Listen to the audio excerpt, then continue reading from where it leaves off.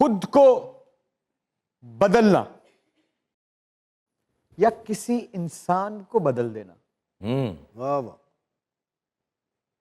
आम छोटी मामूली जरा तिनका सी बात नहीं होती। हाय हाय हाय। ये एक जंगल नुमा हदफ है जहां के हर दरख्त को गिनना पड़ता है। हाय हाय। फिर जाके कहीं कोई एक शख्स अपनी लाखों आदत में से एक आदत को शायद बदल दे। और एक ऐसा शख्स जो लम्हा बलम्हा खुद को ऐसा बदलकर किसी दूसरे इंसान के रूप में ढालता है कि दूसरा इंसान देखकर इस शक में पड़ जाता है कि मैं जो देख रहा हूं वो इंसान है या आईना है। इतना बड़ा टैलेंट, इतना खूबसूरत टैलेंट। ये वो शख्स है कि जब इस शख्स की वीडियो मेरी निगाहों के सामने से गुजरने वाली होती है तो मेरी नजरें मेरी उंगली को हुक्म करती हैं कि रुक जाओ, इसको देखे बिना आगे नहीं जाना। Very very talented, a very very very talented Waheed Lala, please come on.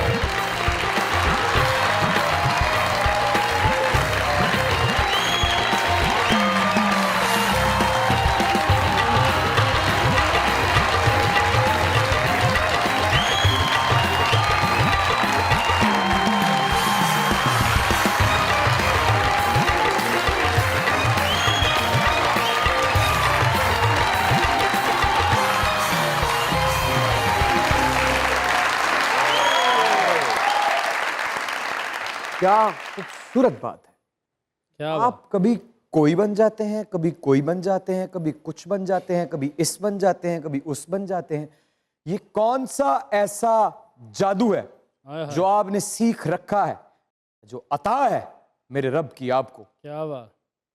ये बहुत कम लोगों को नसीब होती है कि मिमिक्री करना, मुझे ऐसा लगता है कि आपके आर्ट का एक छोटा सा हिस्सा है।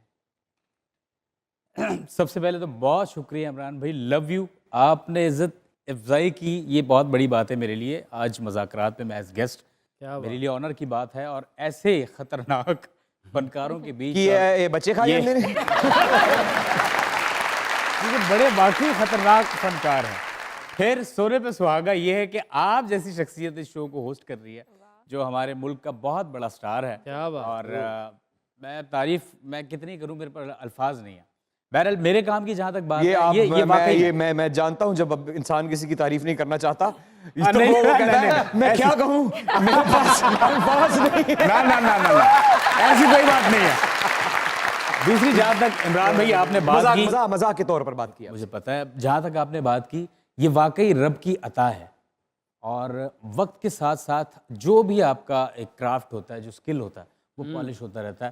तो ये मश्क है सर, और ये पब्लिक का प्यार है, आप लोगों का प्यार है। ये वो मश्क है जो पानी से भरी हुई है। प्लीज तशरीफ रखिए सर। मज़ाकरात में दुनिया न्यूज़ की तरफ से, हमारे इन लेजेंड्स की टीम की तरफ से, सरदार कमाल साहब की तरफ से, इन तमाम खूबसूरत चेहरों की तरफ से, और उस अदाकार की तरफ से जो अभी तक किसी के सामने नहीं आया है। अभी बहुत कुछ आया, लेकिन वो असल अदाकार जो कि आप हैं, जो कि आपकी जाती परफॉर्मेंस है, वो अभी दुनिया ने देखना है और हैरान होना है उसकी तरफ से। वेलकम टू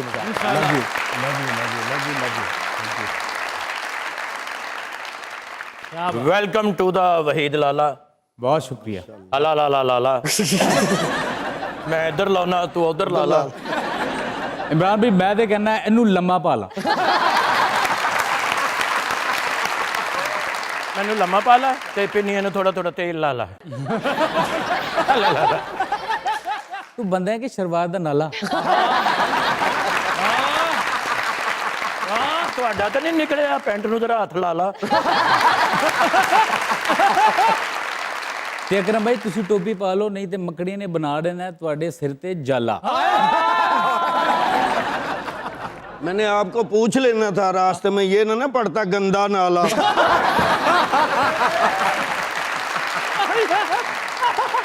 उसको छोड़ के मुझे कह दिया गंदा नाला, मार डाला, मार डाला, मार डाला, मार डाला। ਜਿੱਦੀ ਤੂੰ ਸੋਹਣੀ ਲੱਗ ਰਹੀ ਹੈ ਨੱਚਦੇ ਹੋਇਆ, ਪਾ ਦਿਆਂ ਤੇਰੇ ਗਲ 'ਚ ਮਾਲਾ। डांसर तो तुम ही बड़ा ठीक है, अपना ही गाना ला ला।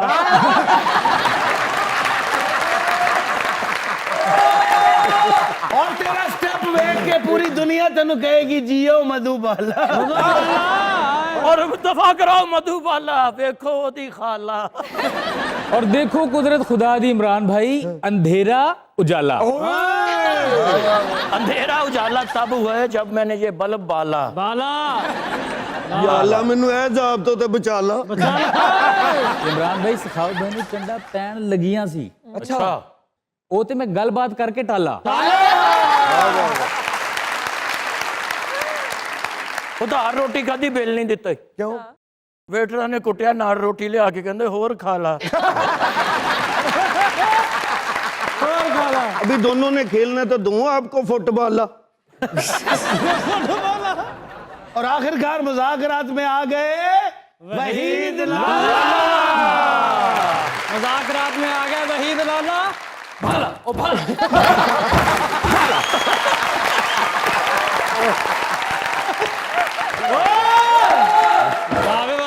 लो आ गया गिट्टे दा छाला।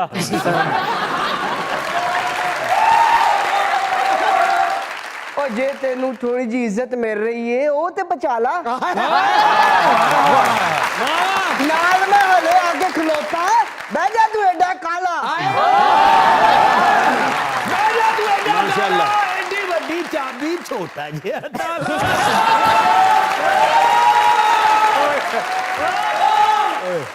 आज तो लाले के पास खड़े लगते हैं कि मिस्त्रियों का गरमाला। ओए अकरम शहजादे जी। एवें मेरे को चंडा ना खा ले, इनू आराम ना भाला। ओए बैठ आराम नाल, चपेड़ा मारनियां पहले बांह ते वधा ला।